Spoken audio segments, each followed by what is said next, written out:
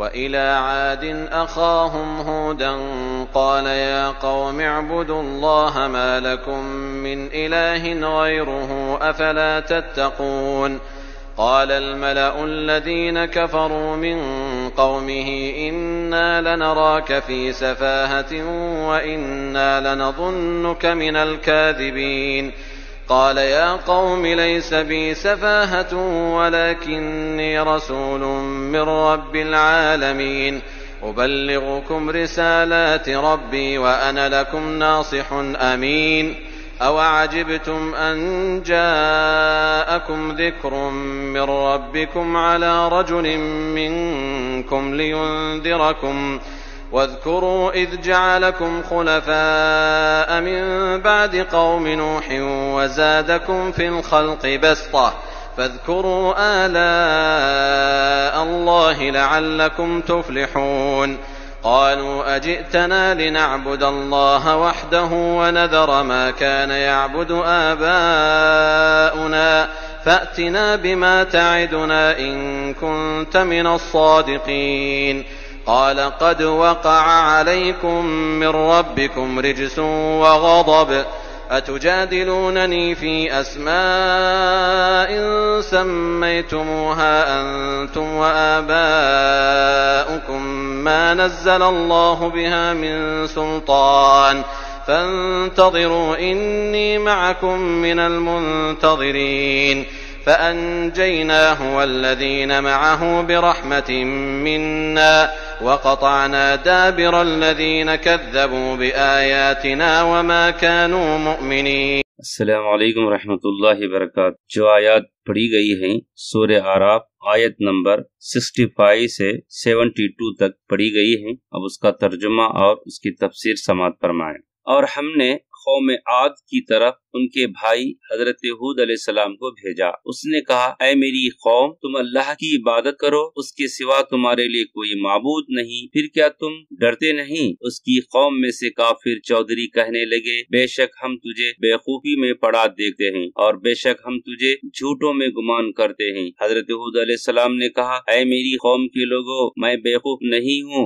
بلکہ میں تو سب جہانوں کے رب کی طرف سے رسول ہوں. میں اپنے رب کے پیغامات تمہیں پہنچاتا ہوں اور میں تمہارا خیر خواہ اور امین ہوں. کیا تم اس بات پر تعجب کرتے ہو کہ تمہارے رب کی طرف سے تمہارے پاس ایک ایسے آدمی کے ذریعے سے نصیحت آئی ہے جو تمہیں میں سے ہے تاکہ وہ تمہیں ڈرائے؟ اور یاد کرو جب اس نے قوم نوح کے بعد تمہیں زمین میں ایک دوسرے کا جان نشین بنایا اور تمہیں خد و قامت میں بڑھوتری دی، لہٰذا تم اللہ کی نعمتیں یاد کرو تاکہ تم فلاح پاؤ. انہوں نے کہا کیا تو ہمارے پاس اس لیے آیا ہے کہ ہم ایک اکیلے اللہ کی عبادت کریں اور انہیں چھوڑ دیں جن کے ہمارے باپ عبادت کرتے تھے؟ چنانچہ اگر تو سچوں میں سے ہے تو ہم پر وہ عذاب لے آ جس سے تو ہمیں ڈراتا ہے. حضرت ہود علیہ السلام نے کہا تمہارے رب کی طرف سے تم پر عذاب اور غضب نازل ہوا ہی چاہتا ہے. کیا تم مجھ سے ان ناموں کے بارے میں جھگڑتے ہو جو تم نے اور تمہارے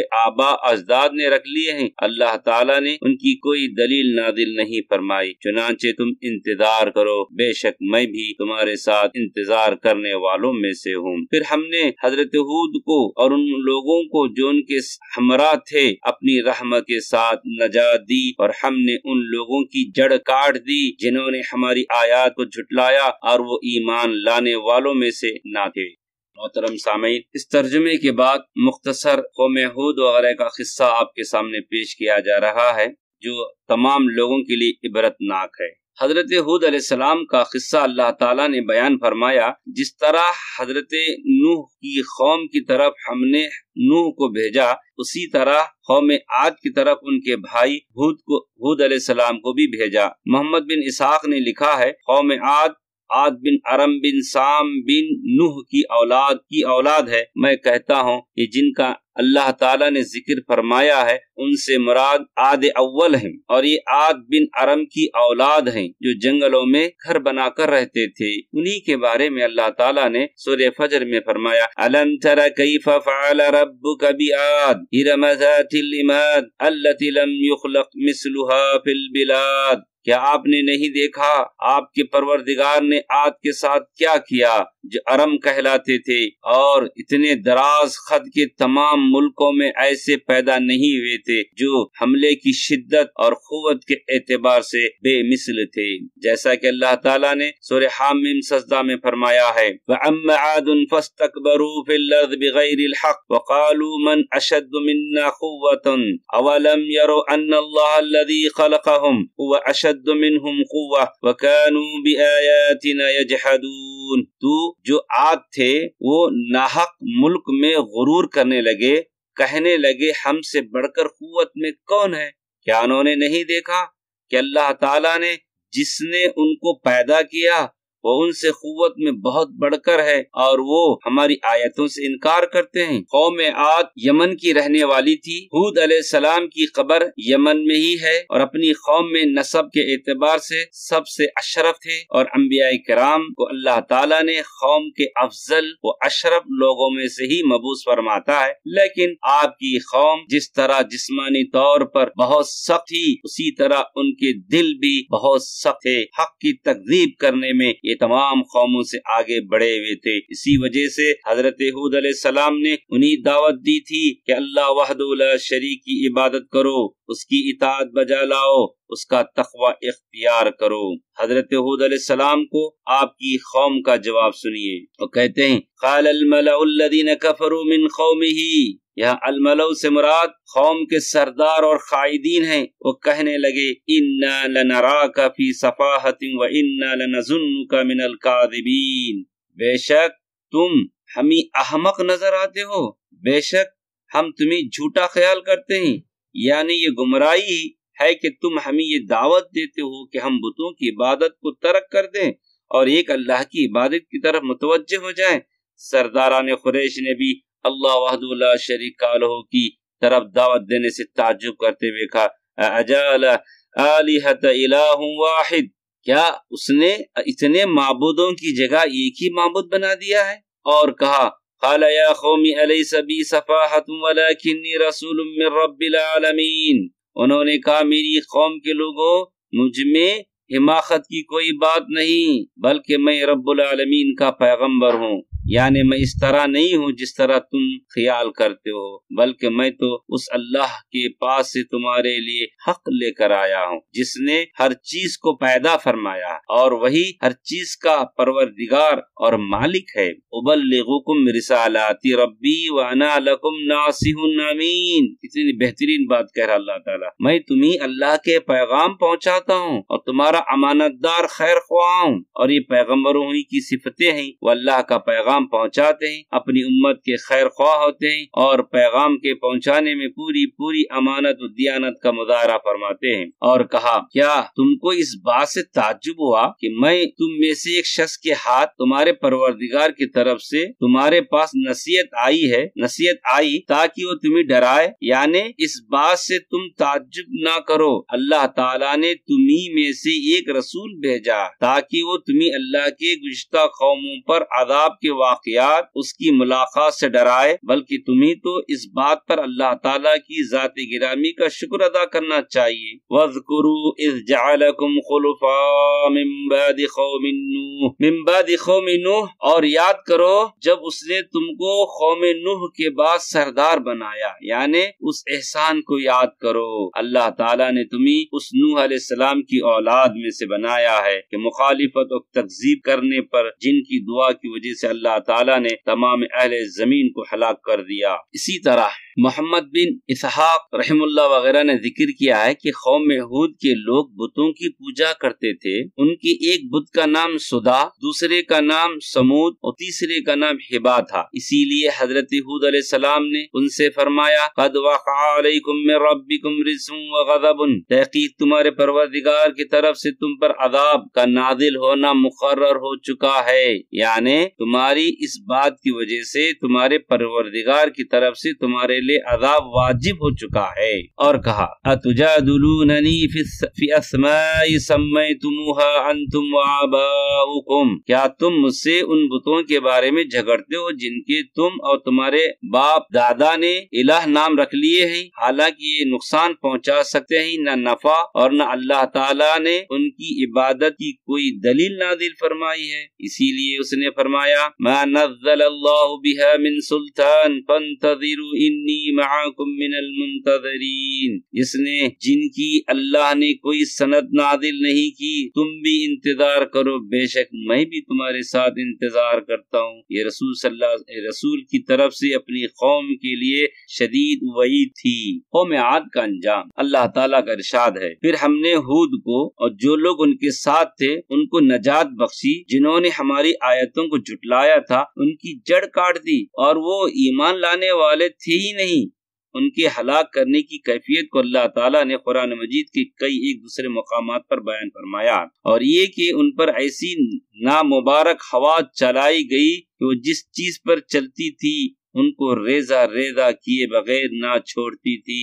جیسا کہ اللہ تعالیٰ نے سورہ حاقہ میں ارشاد فرمایا، اور رہے عاد ان کا نہایت تیز آندھی سے ستیاناش کر دیا گیا۔ اللہ نے ان کو 7 رات اور 8 دن ان پر چلائے رکھا، تو اے مخاطب تو لوگوں کو اس میں اس طرح گرے اور مرے پڑے دیکھے جیسے کھجوروں کے کھوکھلے تنے، بھلا تو ان میں سے کسی کو باقی دیکھتا ہے؟ جب انہوں نے بغاوت اور سرکشی کو اختیار کیا تو اللہ تعالیٰ نے انہیں نہایت تیز آندھی کے ساتھ ہلاک کر دیا۔ ہوا ان میں سے ایک ایک شخص کو اٹھا کر فضا میں اچھال دیتی، پھر بلندی سے سر کے بل نیچے گرا دیتی،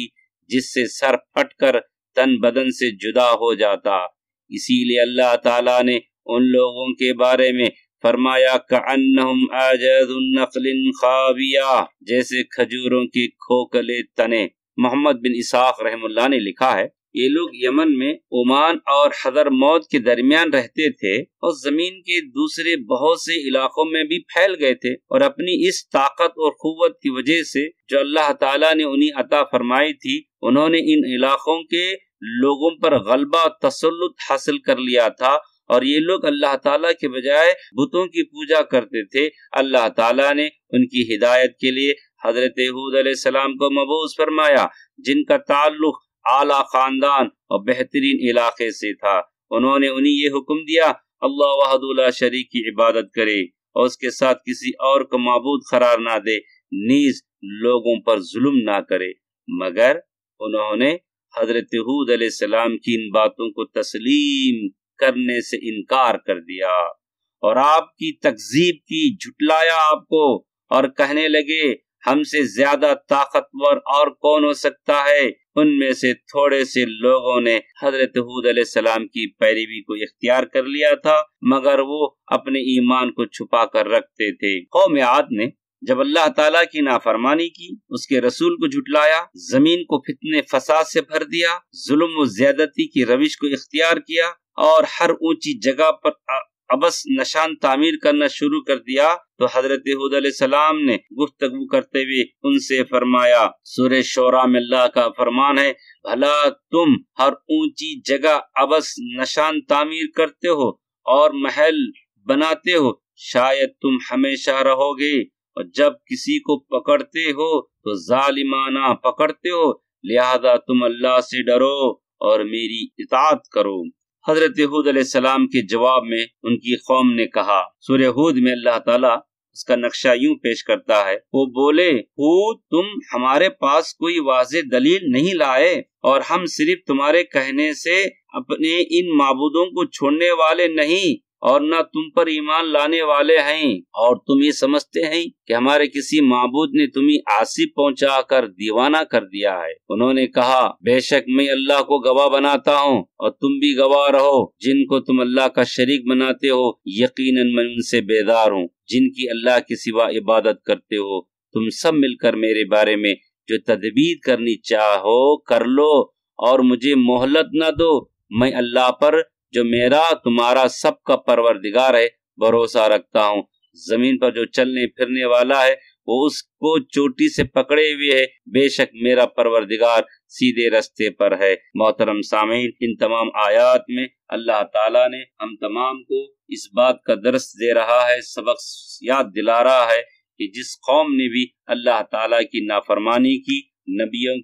نبیوں کو جھٹلایا ہے، ان کا انجام برا ہی ہوا ہے۔ لہذا ہم تمام کو وہ کام کرنا چاہیے جس سے اللہ راضی ہوتا ہے۔ اللہ کے نبی انبیاء کرام نے جن کاموں کو کرنے کا حکم دیا ہے ان کو بجا لانا چاہیے۔ اللہ تعالیٰ سے دعا ہے کہ اللہ تعالیٰ ہم تمام کو قرآن کو سمجھ کر پڑھنے اور اس کے مطابق عمل کرنے کی توفیق عطا فرمائے۔ السلام علیکم رحمۃ اللہ۔